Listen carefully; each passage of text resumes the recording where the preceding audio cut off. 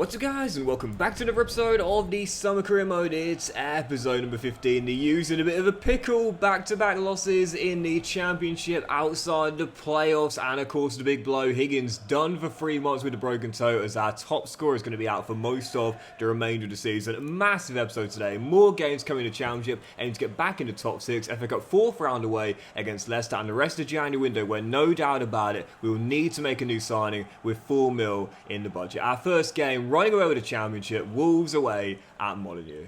That's why I'm resting the majority of my players this game as well. Wolves are head and shoulders above everyone this season and clearly going to win the championship. So we've got West Brom at home in midweek, and you know, each time we've done that, rotated our entire lineup against one of the top 2, either Wolves or Leeds, we've won the following game. So that decision to all but wave the white flag has been somewhat justified. But as Teddy Lowe is through, oh what a start! Oxford United into a shock lead in the Black Country, and it's Teddy Lowe who gets his second in 3. And I said it, with Higgins now down for 3 months, he's got to stand about there and say, right, all the spotlight's been on my bro, now it's time for me to show I've also got the potential to be special. Brilliant finish on the week, right foot. You stun the league leaders, and it's Teddy Lowe with the opener. This is unexpected, but Lord knows we would take it. I'll take a point in this game, let alone all 3, and be delighted with it. Is Mocker and Schwerman, the 2 Germans who we signed in the summer, combined. Here's Plaqueta down the left-hand side. And look at Teddy in space again. Low, it's 2! Absolutely belts it! O'Donkor was saying, give me the ball. He said, no, get out of my way. Smacks it in, 2-0 Oxford. Teddy from Tame is balling out in Molyneux. Receives, but look at O'Donkor, totally free. And Lowe said, no, I'd rather strike it from 18 yards. Brilliant effort. Oxford are 2-0 up away at the league leaders. Wow. Turns out we don't need a new striker. Just let Teddy Lowe take all the shots as the ball's rolled across. And that's what Manchester United will be hoping for this season. One of their new forwards with the goal, Mateus Cunha. He's going to be our fantasy team back-to-back for this upcoming season. I had him in there for the entirety of last year. He's such a good player. And I know Red Devils fans will be hoping he can finish like that to solve their goal-scoring problems of last season. 2-1, the league leaders back in it. And did we expect anything else? Absolutely not. No, we're not good enough to be a top 2 team. Even if we were to somehow win this game, we're not good enough for that. All I'm thinking about is this: get back in the playoffs and stay there. If we can just test our luck in the playoffs again, hey, listen, maybe we'll fall short again, but you never know. Oh, great save coming. Denies Tommy Doyle and keeps it at 2-1. But yeah, just staying in the plus. We said this at the start of the season, we don't need to take the next step to the Premier League yet. We don't have to take the step forward, we just can't take steps backwards. That to me will be dropping out in the playoffs after getting there last season. Levi Cole rolls it across, Pavlidis ripples the side of the net. And here come Wolves, man. They are top of the championship for a reason. They are dominating this season for a reason. Even leading by 2 here, we still didn't feel as though we had this game in the bag. There's Hugo. We can see Teddy wants it, and why wouldn't he? Low! Oh, so close. O'Donkor! First of the season, and what a time to get it. Oxford restored a 2-goal lead. Winner to save this will be. It's not over yet with 7 minutes to go. That's an amazing ball, Mateus Cunha. How did he see Nelson Semedo running onto that? But wait, the pass is poor. And who's there to win it back? But who else? But the star of the show tonight, Teddy Lowe. Absolutely dominating display from the youngster. A real coming-of-age game from him. And 3 in the middle is Ferdinand as the Indonesian boys link up and should have hit the dagger off the post. But to go away to the league leaders who are dominating the league and all but played them off the park, he says, as we're about to concede again. No, Golding is there. That is, without a shadow of a doubt, the win of the save. No expectations whatsoever. Teddy with a brace, a 3rd in the 2nd, and a 3-1 win to end what was a back-to-back losing losing streak, in the championship. Without a shadow of a doubt, win of the save. And now let's see if we can follow it on the following game. Yeah, we'll jump straight out of this one into the next one in midweek. West Brom at home, where we should be back into playoff teams this game, and a win will further cement our place in the top 6. I'll say it again, forget the top 2. Even after beating Wolves, forget the top 2. Just make sure you stay between 3rd and 6th. Come on, the U's. Absolutely buzzing with that win, man. Seriously, what a victory. I was thinking pre-game, just keep it respectable. Like, we're going to lose the game anyway. This is the best team in the league. We're away from home. We've got a rotated lineup out there. Just keep the scoreline respectable. I think a 3-1 win is quite respectable, don't you? As Kane makes a simple save there and we'll get it away. Absolutely buzzing. Because again, don't forget, the table can sometimes be decided on goal difference. So I was just thinking, don't get a hammering. Don't lose the game by like 4 or 5 goals, knowing that could be the difference coming the end of the season. Well, in the end, winning and getting our goal difference up by 2, I don't think anyone was betting on that pre-game. But as Goodrum finds Odonka, the question is, can we now follow it on? It's all well and good winning here and there. Yes, but you gotta follow it on. Only 1 win in 3. Now let's make it 2 in 4. Goodrum with the finish. Our young Irish winger gives us the lead at the Kassam. Well, I must admit, one of the worst games of the season, but unlike the Wolves game, whilst there was very little action, 3 points are 3 points, and we'll take it. Back-to-back wins for the first time in a while, clean sheet for the first time in ages, and the U's possibly finding their feet on the back of the big blow of Higgins going down. I'll take that. Problem is though, I mean, we're getting Luton beating Millwall. Oh man, I never like to see my team lose. When it gets us back into playoffs, I don't mind. So yeah, we've leapfrogged them and now 2 clear with what is 17 games to go. But it's so tight though, it's so tight. And again, you know, we're 10 points off Leeds. We've got a much worse goal history. I'm not thinking about the top 2, man. Just stay where we are right now between 3rd and 6th. And I'll be more than satisfied. Lions are the closest threat right now. I don't think you can rule out Bristol, Norwich, Hull, even Blackburn really, but we're in there for now. What are we going to do with this decision then? Like, Higgins is going to be done for the remainder of the season, or most of the remainder of the season, sorry. Are we going to just keep faith with Odonka and Goodwin?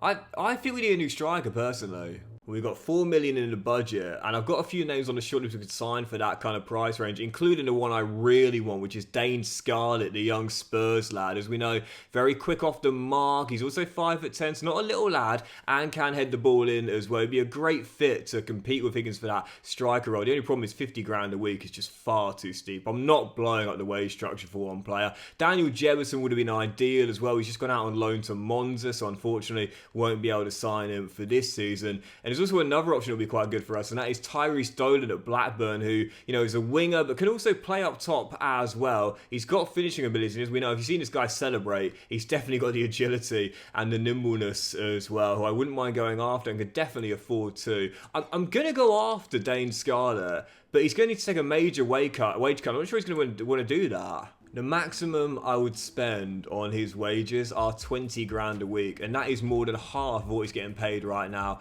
Ange Postecoglou now taking on a role as head of transfer negotiations with Spurs, but because he's out of contract come the end of the season, we can't sign him on a free due to his age. We can get him on the cheap, so I don't think we'd have to spend much more than £3 million to get him. But again, even by doing that, you see in the top left there, the wage budget goes down by quite a bit. Removing the sell-on clause could definitely be worth more money in the future. We should be able to get him for around, again, I'm going to stick to my guns here, £3 million out of contract coming the end of the season, and Spurs will say yeah, but again, the problem is his wages are too high. Yeah, I think with Scarlett, like, I think he'll take a wage cut, but I don't think it'll be as much as we need it to be. He can also play off the wing as well, which will make him an ideal fit as a backup or even a starter ahead of Paqueta or Goodrum. Probably would be a starter right now, but again, it's I don't think he's going to be willing to go down as much as I need him to, man. Seriously, I want to put him on about 15 to 18 grand a week, and that would still make him our highest earner here, but I don't think he's going to be happy with that, and I think his agent is likely just to walk out. Yeah, I'm not putting on anything over 20 grand a week. Even that would probably be an insult.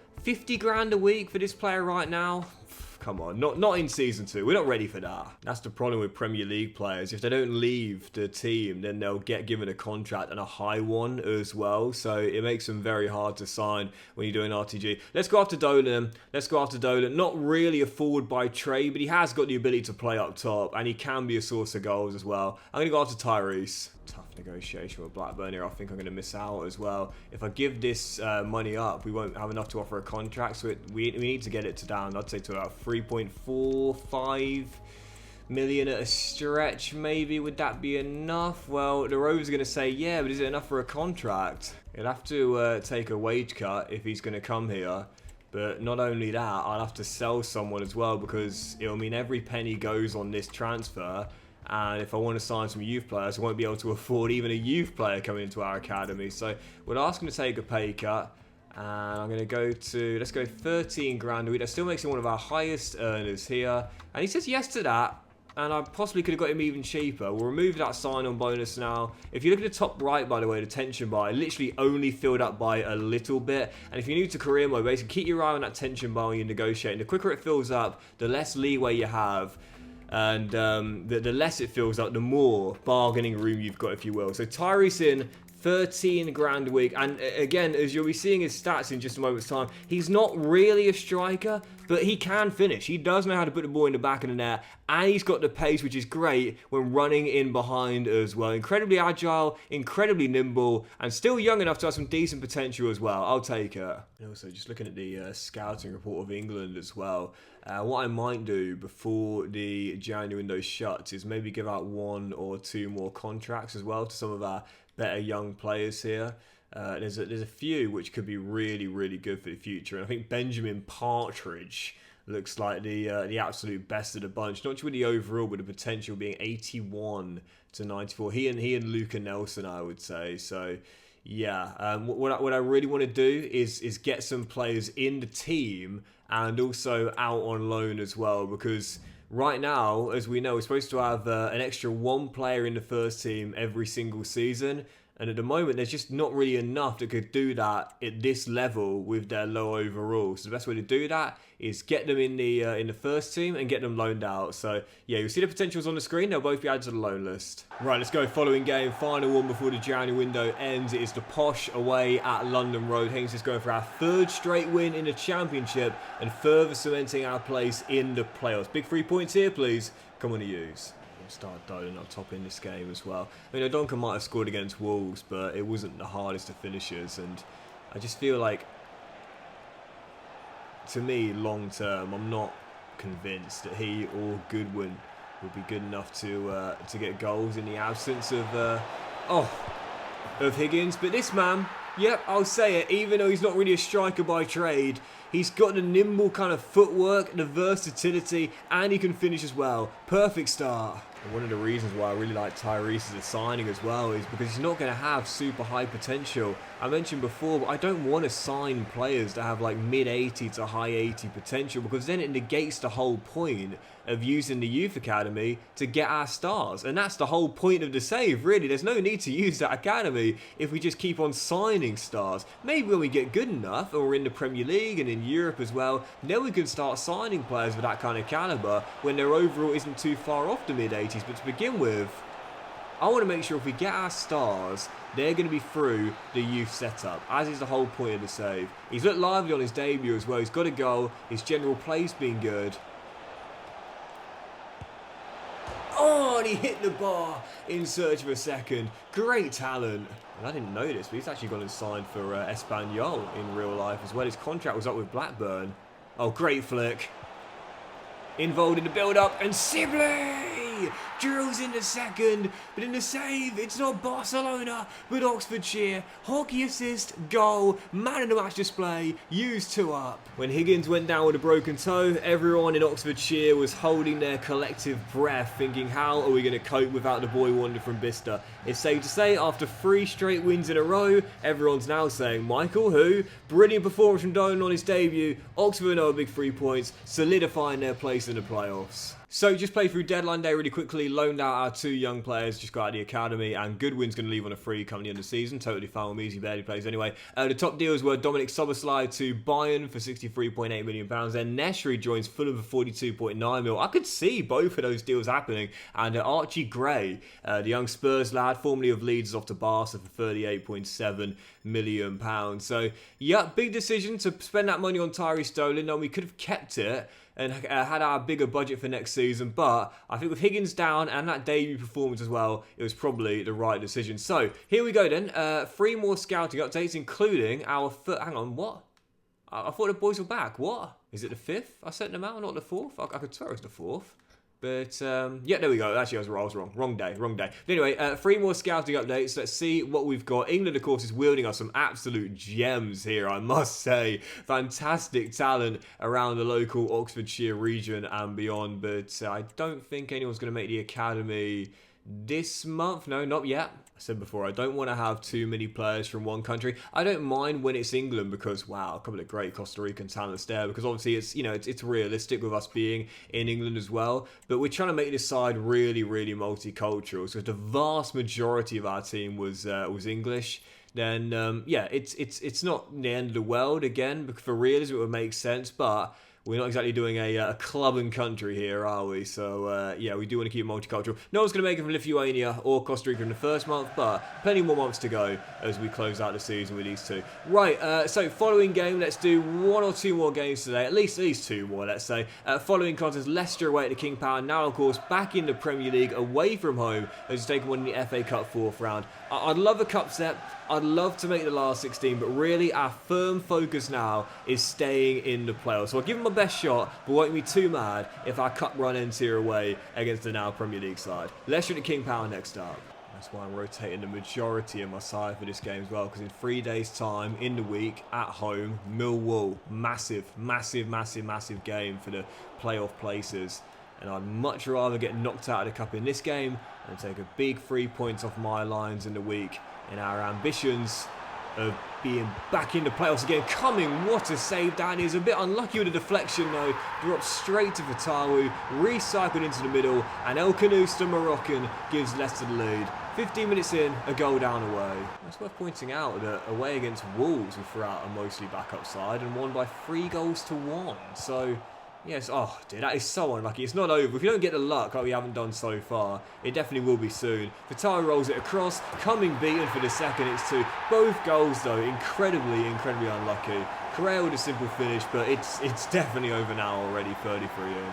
To be fair, I'd much rather have some bad luck in this game and some good luck against Millwall if possible, as the Foxes seem as though they're going to run away with it here and collect what will be a ticket to the quarterfinal, last 16, sorry. As Correa chips it through, El Kanous causing problems all throughout the half, rolls it across. Oh, Correa, brilliant hezzy. Everyone thought he'd shoot first time to the right. Instead, goes with the first touch and bends it in at the near post. 3-0, game over, a cut above, put us out of the cup. Well, last year I said that Leicester were just like head and shoulders above everyone in the Championship, so no surprise they, of course, won the league. And great first touch by Moquer down the right hand side, rolls it into the middle, and Jan Bissett gets it away. That's Wolves this year. I think there's just always going to be one team in the Championship that's just too good for the league and is a lock to gain promotion. Last year it was Leicester, this year it was Wolves, and you've seen that this season in both the Cup and the League. Fox is showing they are still too good for a second tier side. That's us in this game, and they've knocked us out of the Cup convincingly. 4-0, and after 3 straight wins, brought back down to earth, and our progress in the Cup ending at the King Power. Honestly though, don't mind one bit. Said it before and I'll say it again. Our firm focus now and our sole focus now is going to be staying in the Championship playoffs. So let's jump out of this game and into the following one. This might be our final game today, depends on how we get on. It is my guys Millwall coming to the Catham, and again a huge 3 points here, and that embarrassing knockout in the Cup at the King Power is going to be so far gone from our minds we'll pretend it never even happened. Our probable final game, Millwall at home in a huge battle for playoff football. Come on to use. There's a lot of nerves heading into the final 16 games of the season, man. Can't drop out the playoffs. Again, I'll say it, like I said earlier, I don't mind if we don't even make Wembley this year. You know, even if we get knocked out in the semis, just don't. Oh, he's on sides, Iron Fleming. Oh, come on, what a save. Can he get it? Can he get it? Get it? Yes, Jamie went in, son. Just, you can't drop out of the top 6. Simple as, man. You want to show potential targets that you are always going to be there or thereabouts come the end of the season for the following season as well. I'm not being biased. This is a really good Millwall team. Really good Millwall team. And, you know, every single season, you know, I get asked, oh, Doxy, what are you hopeful for the season, son? Honestly, like, I am. Yeah, I really am. We've got a decent young side, and every year I believe... Oh! we have a chance of making the playoffs. Do I think we can be promoted? Well, certainly not in the top 2. I'm not that delirious, but every year I believe we can be close to playoffs. We have been the past 2 years, and I believe we can be again. Hugo wins that ball back in the air though. Goodrum finds the Kerishmaka. Teddy, who we know can shoot, gets away and hits the post. Brilliant start, but still goalless. Jake Cooper for the Lions through the gap finds George Honeyman. And a lovely turn to find Femi Aziz. And now Fleming to George Saville. Lovely ball through. Malik does really well. Cumming does even better. Excellent unorthodox keeping from our number 1. No one has put a pre-contract offer in for him. As Teddy plays a great through ball. I'm going to give him one. I think our number 1's going to stay for a 3rd year here. As Goodwin rolls it across. Dolan. The Kershmaker denied by Jensen. How on earth is it still 0-0? Both keepers pulling blinders, still goalless. There is no way it ends this way. The Kershmaker shot blocked and that'll do it for the half. Well, I am gobsmacked. This game is going to finish as a goalless draw.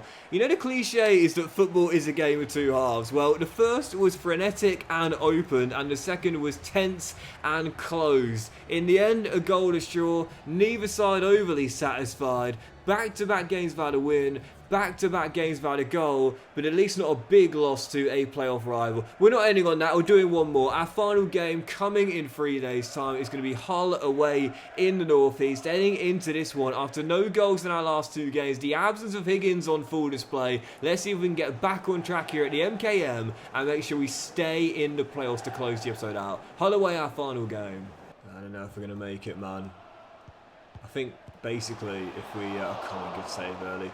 If we can survive this period without Higgins in the team, then that's a poor corner to give away. Then I think we'll make it. It's really all about this period, because if Higgins comes back and we're on like a 6 or 7 game winless run outside the playoffs by several points, there won't be much time for him to come back and make the difference for us. But if we can just survive this part here, we'll have a chance. It all depends on whether the boys can get the job done without the boy wonder.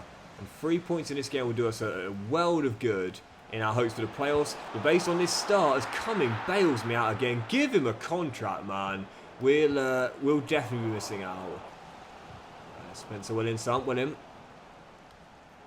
Oh, Dolan, wonderful little footwork there from Tyrese. I said he's got agility and balance. He's got a good through ball on him too. Sibley denied.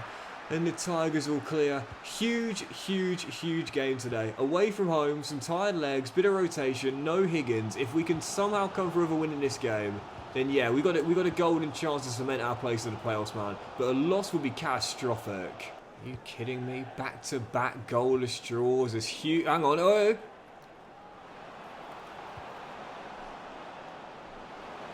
Sibley, Dolan for the win, get in! And Tyrese Dolan and new number 10 has won it, come on! Such a poor game, few chances, but a new man in just to stand up out there whilst Higgins is down, has stood up and delivered. Massive win away at the MKM. Goodness gracious me, what a moment that could be in the season. Don't throw it away. Oh, yes, it keeps, oh, it's fine. Teddy with a crucial interception, and that is going to do it. Oxford will hold on to a massive 3 points. Ref, there we go, at the MKM to remain in the playoffs. And it's our new man up top who we just brought in. I said he's not a striker. Well, 2 goals already, possibly proving otherwise. Massive win, and we remain in the top 6. But that'll do it for today's episode of the Summer Career, guys. Massive thank you. I hope you enjoyed it. If you have, then please drop a like. So you'll have a fantastic day. I'll return in the next one with most of the remaining games in the Championship season, as we aim to stay in the top 6 and possibly try and cut the gap on 2nd place. Have a great day, guys. Much love. And I'll see you for the next episode. Oh, plus more youth scouting as well very soon. Get in, Tyrese.